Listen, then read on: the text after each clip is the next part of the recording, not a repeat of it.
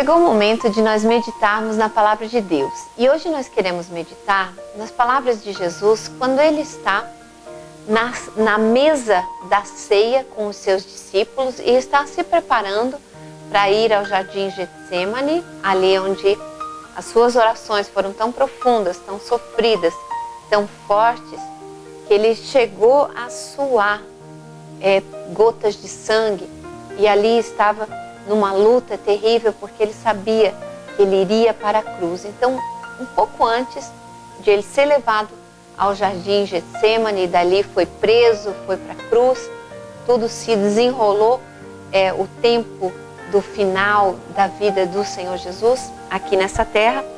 Antes disso, ele está com seus discípulos à mesa da última ceia com eles e ele fala algumas coisas. Ele fala a respeito da vinda do Espírito Santo, que eles não precisavam se preocupar, que algumas coisas iam acontecer, os discípulos não entenderam o que o Senhor Jesus falava.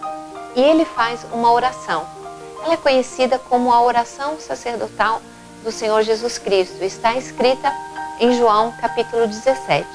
É o Senhor Jesus falando com Deus ali juntamente com os seus discípulos. E as suas palavras são muito interessantes, porque um homem que sabe que está caminhando para a morte, com certeza tem coisas importantes para falar com seu Pai, com seu Deus, a respeito dos seus discípulos, daqueles que estavam ali com ele. E ele está orando justamente pelos discípulos. E aí esse trecho que eu vou ler, porque é um texto longo, eu vou ler só 3 versículos, que tem algumas coisas importantes para a gente meditar, mas principalmente ele fala da unidade do corpo de Cristo, a unidade que ele esperava e que ele sabia que precisava interceder junto a Deus para que fosse possível. Porque nós somos pessoas difíceis, nós não gostamos de andar em unidade, nós somos tão orgulhosos que a gente não quer andar junto com o nosso irmão. E o Senhor Jesus, então, ele ora pelos discípulos e daí ele diz que ele ora também por aqueles que viriam a crer. Vamos ver então? Eu vou ler dos versículos 20 a 22. Vamos lá? E ele diz assim: não rogo somente por estes, mas por aqueles que vierem a crer em mim, por intermédio da sua palavra, a fim de que todos sejam um, e como és tu, ó Pai, em mim, e eu em ti, também sejam eles em nós, para que o mundo creia que tu me enviaste. E eu lhes tenho transmitido a glória que me tens dado, para que sejam um como nós o somos. Então ele diz que ele ora não só por esses que Deus já tinha dado a ele, não é? Os 12, ou aliás, os 11, porque Judas, o traidor, já havia sido indicado e já havia saído para denunciar Jesus e trazer os guardas para prenderem Jesus, mas ele está ali com seus 11. E ele diz, mas eu não rogo só por estes, eu rogo por todos aqueles que um dia vierem a crer por causa da palavra dele.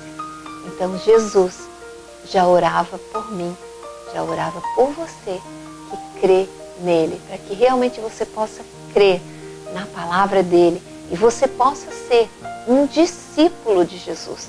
Não somente um simpatizante, não somente alguém que está de longe observando, não alguém que só se empolga com o Evangelho, com as coisas do reino de Deus, com os milagres que Jesus faz, mas que você seja alguém que verdadeiramente é um discípulo. Que você não seja só alguém como alguns soldados ali que estavam aos pés da cruz, que estavam interessados nas roupas, na túnica de Jesus, que era uma túnica única, que foi sorteada para ver quem ia ficar com ela. E hoje ainda temos pessoas assim que estão vindo para perto de Jesus com interesses materiais. Tem gente que vem com interesse só de ser curado, mas Jesus está esperando aqueles que sejam discípulos, aqueles que estejam caminhando junto com Jesus, aprendendo com Ele e tendo a sua vida moldada pelo modelo do Mestre. Assim que Ele quer ser para nós, um referencial, aquele que traz salvação e vida, aquele que perdoa pecados, mas aquele que não nos deixa mais viver aquela vida miserável, cheia de pecados, que acredita em fábulas, que não conhece a verdade. Ele deseja que nós, pela palavra de Deus, conheçamos a verdade da palavra de Deus e possamos viver essa palavra. E já naquela época, há 2000 anos, Jesus já orava por nós. E eu acho isso lindo, saber que Jesus já sabia que iria ter discípulos no século 21, no ano de 2012, que ia ter gente que ia crer por causa da palavra dos discípulos de Jesus. E eu quero te desafiar a não ser só um observador, um simpatizante, a não ser só um interessado ou interesseiro, mas a ser um discípulo, aquele que busca conhecer o seu mestre, que busca seguir os passos e o exemplo do seu mestre, que procura ser parecido com o seu mestre. É esses que Jesus está procurando. E ele diz aqui que nós precisávamos ser um, aprender o que é unidade, que assim como ele e o Pai eram um, assim nós também deveríamos ser um com eles, um neles. Então nós precisamos ter essa identidade de Deus na nossa vida. E isso é possível pelo Espírito Santo de Deus. Nós temos esse compartilhar, essa unidade, esse mesmo Espírito. E isso só é possível através do Espírito Santo de Deus, que é o Espírito de Jesus, que quer habitar em nós, que quer ocupar espaço em nós, que quer nos ensinar todas as coisas, quer nos trazer o entendimento e a compreensão do plano de Deus para as nossas vidas, da sua palavra para nós nesse dia, nesse tempo que se chama hoje. Nós precisamos ter essa inspiração desse Espírito Santo. Nós precisamos ter essa unção desse Espírito Santo para que nós possamos viver esse mistério de sermos um, de andarmos uns com os outros, mesmo sabendo que somos diferentes, que às vezes temos algumas interpretações diferentes da palavra de Deus, mas nós devemos e podemos andar juntos, amarmos uns aos outros, ou amar ao outro como a si mesmo. Isso para o mundo é loucura, não funciona. As pessoas no mundo são muito egoístas, cuidam no máximo dos seus, da sua família e dos seus filhos. Nada mais do que isso. Mas nós somos chamados a ampliarmos esse leque, a ampliarmos a nossa visão, a olharmos para a família de Deus, a olharmos para o corpo de Cristo e sermos corpo de Cristo, ligados, bem ajustados uns aos outros, tendo funções diferentes, tendo objetivos diferentes, propósitos diferentes, mas intimamente ligados uns aos outros. E ele diz aqui, que o último versículo que eu li, que ele nos transmite a sua glória. E essa glória, ela se revela nessa unidade do corpo de Cristo. É uma glória que não é para pessoas, que não é para indivíduos. É uma glória que vem do alto e vai para o alto.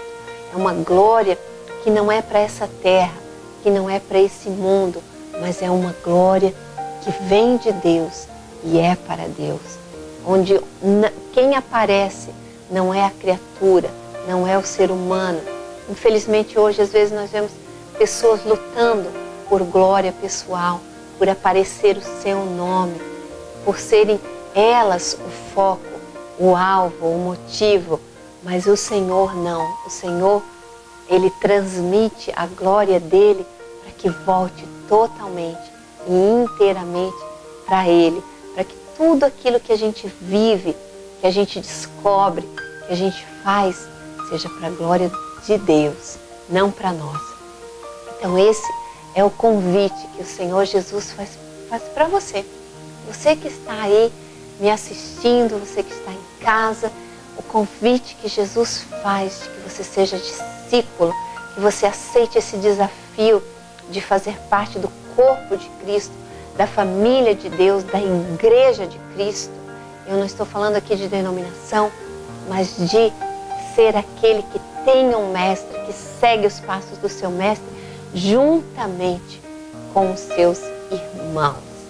E assim nós podemos ver a manifestação da glória de Deus e o mundo vai crer que realmente Jesus é o Filho de Deus, o enviado de Deus, o Salvador do mundo, quando nós vemos isso acontecer, quando nós sermos os canais de possibilidade de isso acontecer, quando a gente não ficar se espinhando com o outro ou só querendo mostrar o erro do outro, mas quando a gente também elogia o outro, anda junto, mesmo que muitas vezes a gente não concorde com algumas coisas, mas que a gente possa viver essa unidade e olhar para Deus e para Jesus, assim como eles são um, assim também nós sermos um com eles. Vamos orar então, pedir que esse mistério se torne realidade nas nossas vidas. Deus amado, Deus querido, é no nome de Jesus que nós oramos. Clamamos, Senhor, para que nós possamos viver essa realidade. Senhor, de sermos os Teus discípulos verdadeiros. Senhor, de vivermos em unidade, de amarmos uns aos outros, Pai.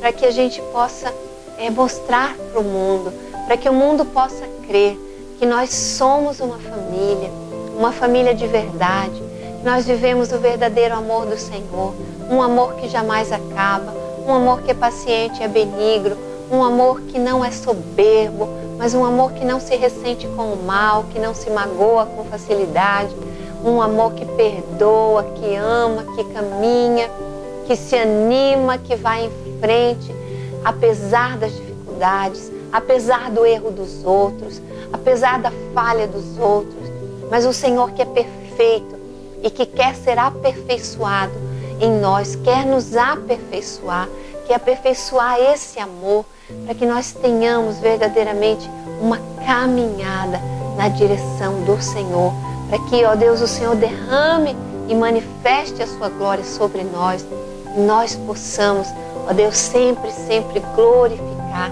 e dar glória somente a Ti, que és o único que mereces qualquer glória e toda glória.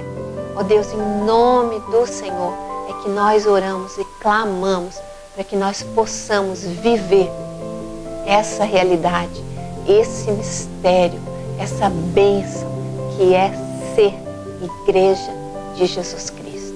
E é no nome desse Jesus que nós oramos. Amém. Que você possa buscar saber mais e ser igreja de Cristo. Em nome de Jesus.